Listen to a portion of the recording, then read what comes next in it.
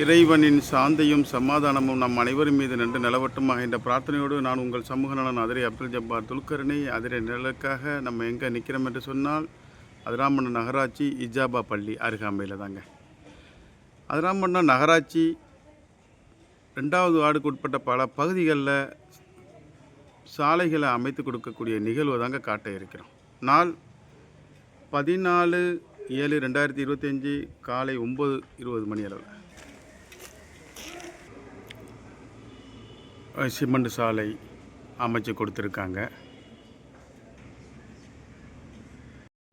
ஆகா, பல்வேறு பகுதிகளில் 2வது வார்டுக்கு உட்பட்ட பல்வேறு பகுதிகளில் தார் சாலையாக மாற இருக்குதுங்க. எடுடா மேளம் அடிடா தாளம் இனிதான் கச்சேரி ஆரம்பம்.